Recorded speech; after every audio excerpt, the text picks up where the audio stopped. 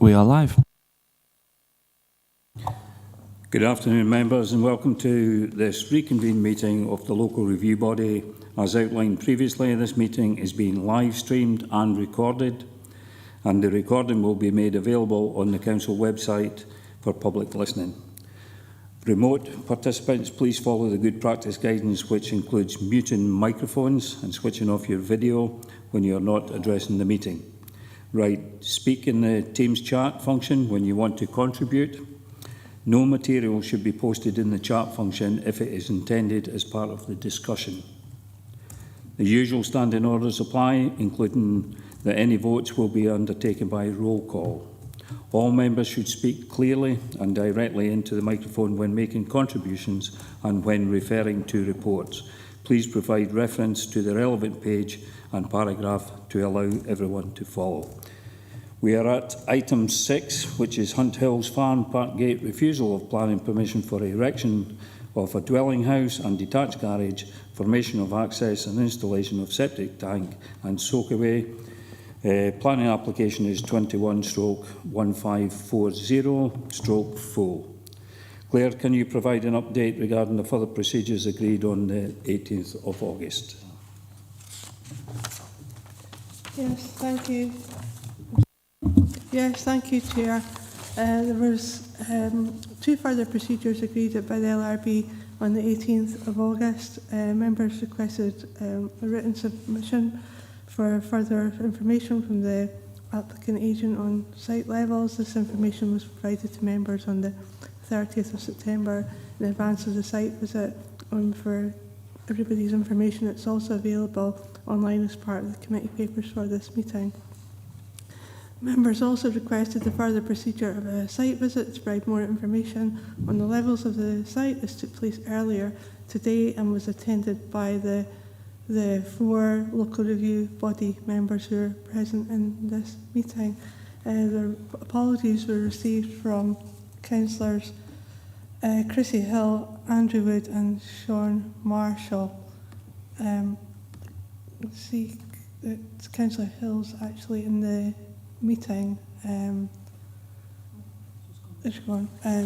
Only members who attended the site visit are able to continue in the determination of the case, and we also had present the applicant agent, your independent planning advisor, and myself. Thank you, Claire. So I take it we quote. We can carry on. Yes, thank you, Chair. Thank you. So, members, does the local review body consider that it now has sufficient information to determine the review? I'm getting nods in the room here. I'll take silence as consent. Thank you, members. So, the grounds for refusal. Sorry, Claire. Sorry, Chair. Councillor Hill's asking why someone keeps removing her from the meeting. That would be myself. Only members who attended the site visit are able to continue in the determination of this case. So, Councillor Hill, you'll need to leave the Teams meeting, please, and you're able to watch the meeting online on the Council's YouTube, being live streamed. Thank you.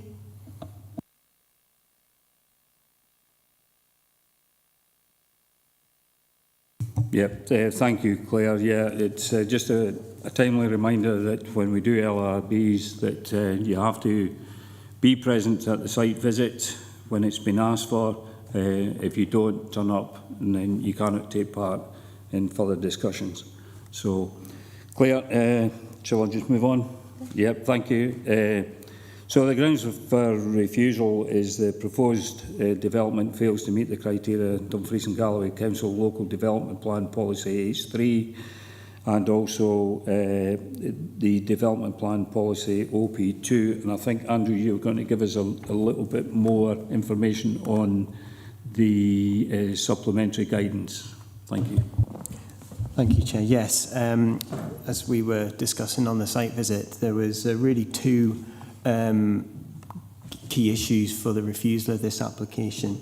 There was the first reason, which really related to the actual location of the dwelling house in relation to the farm hub, and also that there was considered that other more appropriate development opportunities exist within the farm holding.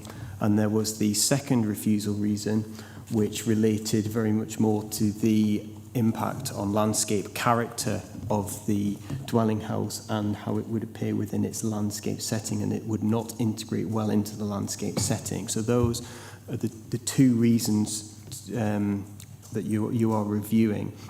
In terms of the supplementary guidance, I think it'd be worth me just stating exactly what the supplementary guidance states in respect of the dwelling house and its proximity to the farmsteading.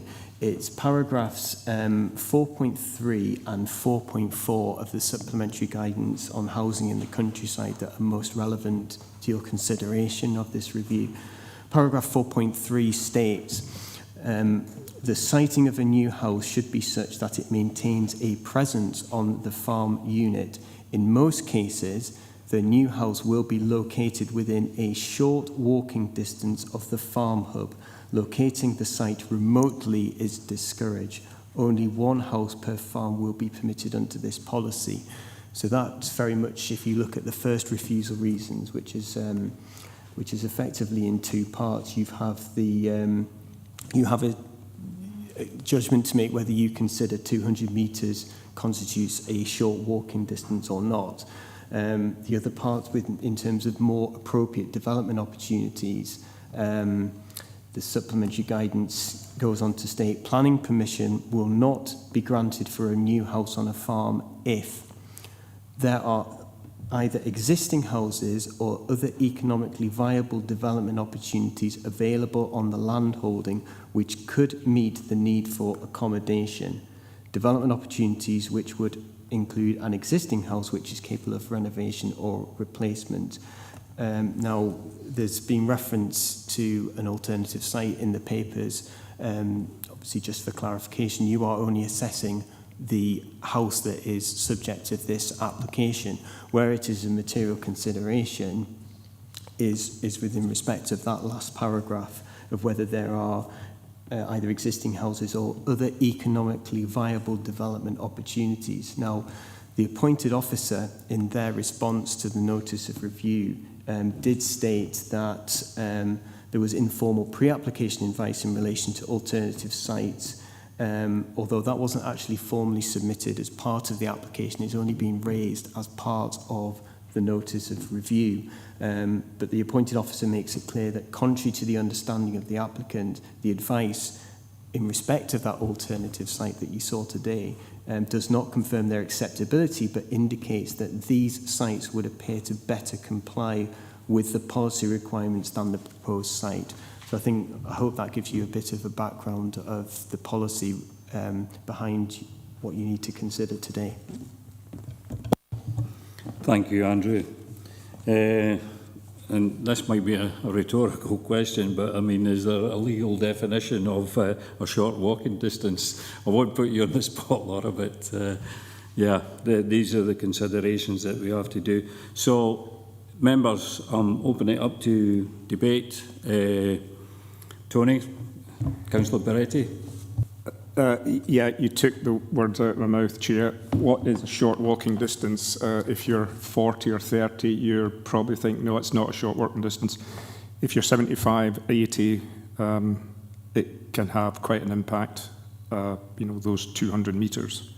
So, and I do think that, as has been pointed out on page 231 of the original documentation principle of development, the case officer does in fact say a unit is supported subject policy requirements being met.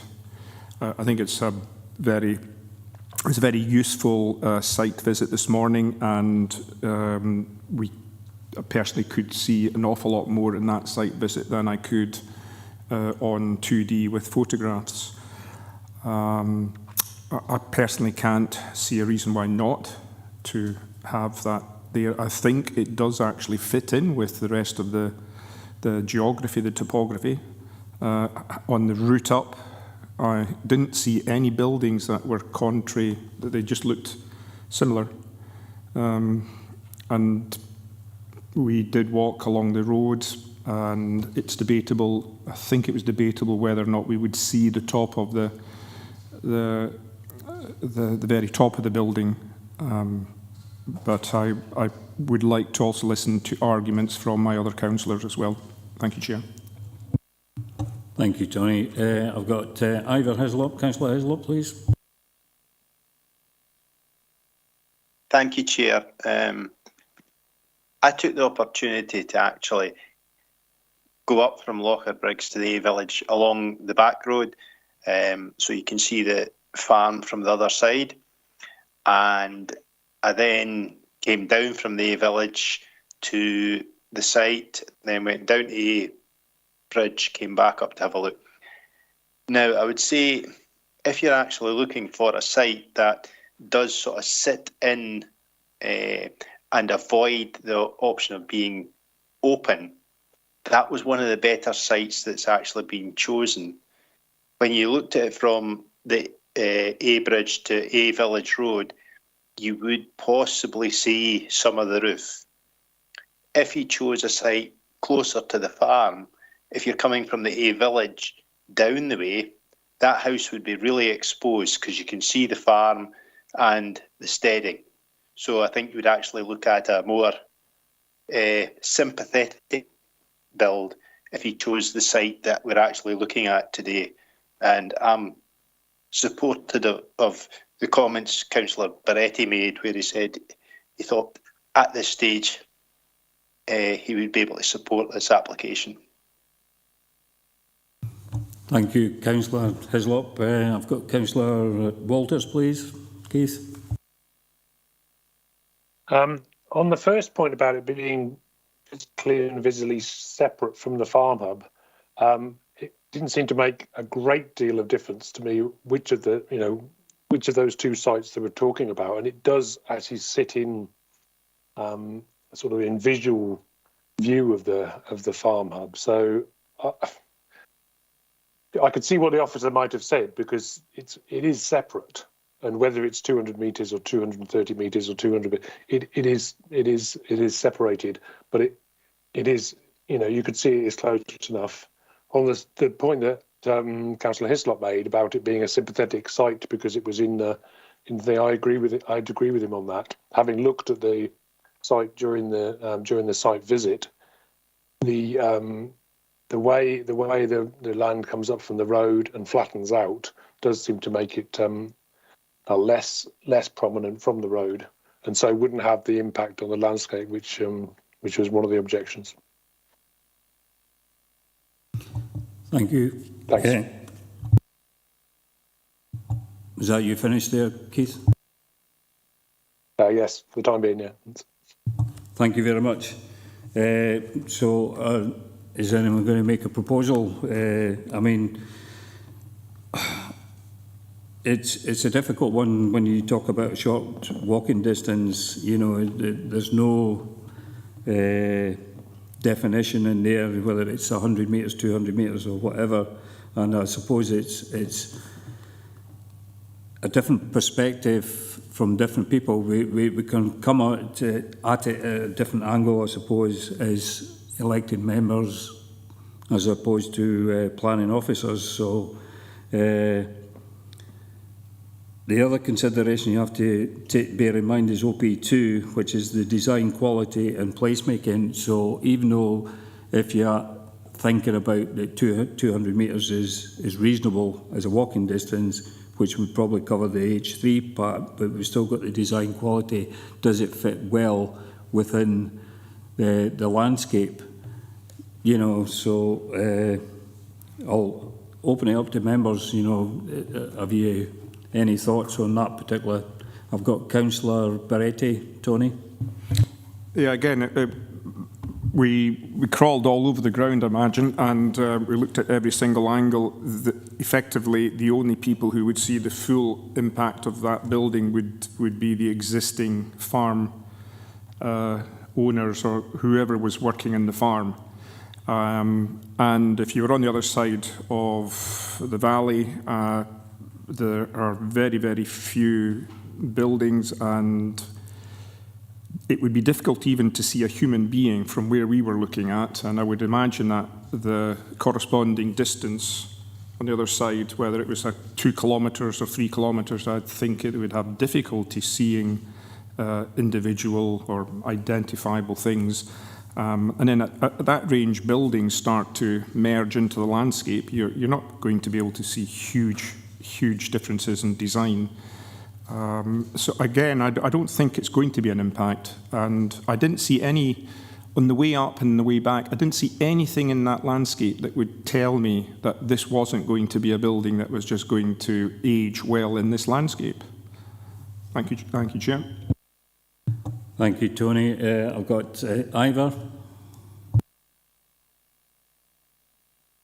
Thank you, Chair. Well, I'm going to move that we uphold the appeal and that we grant the application. I think that the basis of the 200 metres is arguable, and well, we walked from the steading down to the road and back up again and didn't think that was a long walk. As for the second refusal, I think we have an opportunity there because of the undulating nature of the land. It actually has been demonstrated, I think, by the applicants that they have considered where best to site this house so that it doesn't make an impact on the landscape. And I think that we should take that into consideration when we agree this.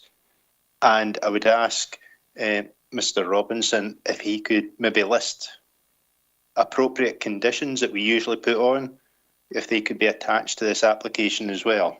Thank you. Yep. Thanks, Councillor Hislop. I think it's the reverse of the decision as opposed to uphold, because if you're upholding the appeal, it's in favour of the council. So you're talking about reversing the appointed officer. If you uphold the appeal, it's the appeal by the applicant, so you're upholding their view. I'll bring Claire in just to clarify that. Yes, thank you, Chair. It's just the terminology used for the local review body who wanted to grant permission. You've talked about reversing the decision of the appointed officer. Thank you. So, just to be clear, is that what you're proposing, Councillor Hislop, that you reverse the decision of the appointed officer? Yes. Okay, do you have a seconder for that? Councillor Beretti? I'll second that, Chair. Okay, so we've got a motion to reverse the decision. I'll just bring Laura in just for a second. Laura, please.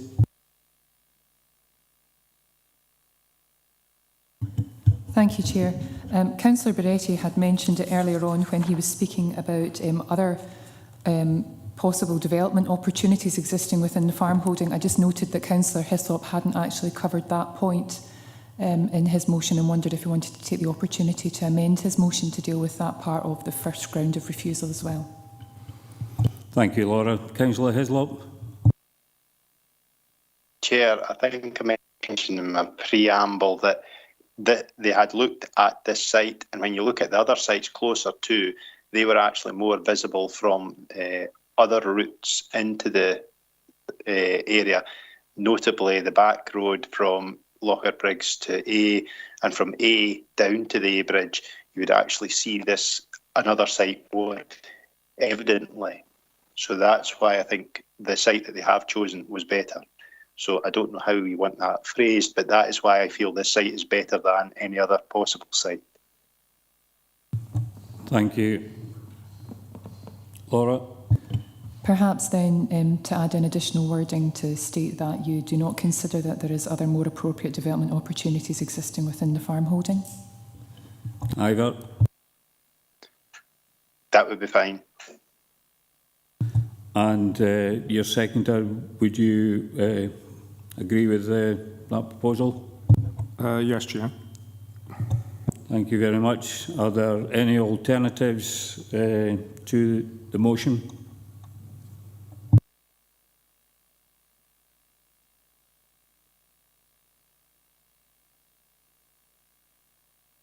I don't see anybody coming in. Keith. Oh, Keith, right. Keith, please. Sorry. Only just did Councillor Hislop mention something about a list of standard conditions that were going to be added to it as well? Yeah, Yeah. we'll go through those. We'll go through those. Yeah. Right. Okay. Thanks. Sorry, I was just trying to check.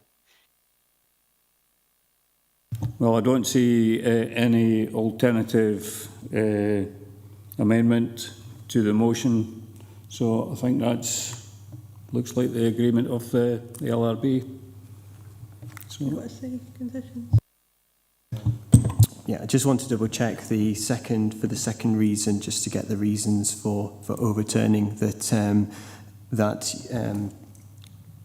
Effectively, what you're saying is that, just judging from what the appointed officer had said, that you do not consider that the house is located in an exposed location because of the topography of the landscape, in such that it would be relatively inconspicuous in the landscape. Just to double check that was the planning reasons for overturning that second decision.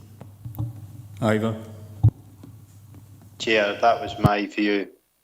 The house did sit down, and from the places you could see it, it was very difficult to actually see that building or a lot of that building. So yes, the topography, etc., was the reason.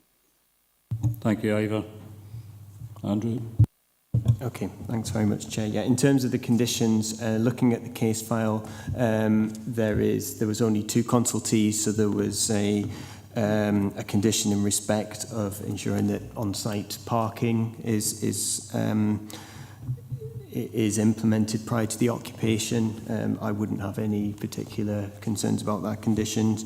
I would recommend that conditions in respect of the exact building materials are attached to any planning permission, so that the final detail of those materials can be considered by officers. And I would also, given its rural site, that you would attach a landscaping condition which deals with, obviously there was quite an undulating, the house itself, as we saw on the site, would be located in a flat part, but part of the curtilage did have quite a few level changes. So I would recommend that you would attach a landscaping condition which deals with changes in land levels, so that can be considered by officers. Are members content with that? Yes, Chair. Yes, Chair. Okay. I think the only other one is potentially in respect of details of foul drainage. If I think there was an indicative location shown on the site plan, but that can also be attached for final details of that if that is necessary. But I can check that afterwards if you want. Thanks, Andrew. Claire, do you want to just remind the LRB what the decision was? Thank you, Chair. I can confirm that the local review body are agreeing to reverse the decision of the appointed officer and grant the application for the erection of a dwelling house and detached garage, formation of access and installation of septic tank and soakaway system 21-1540 built at Hunt Hills Farm Park Gate, as the local review body considers that the application does comply with policies H3 and OP2, being that the siting of the house is sympathetic to land conditions. It's viewed that it's not in an exposed location and less visible than other sites, but that there aren't actually any other appropriate sites within that farm holding, and the conditions are as outlined by the independent planning advisor on site parking, building materials and landscaping. Okay. Thank you very much, Claire, and thank you, members, and thanks everyone for your attendance. I've got no further business.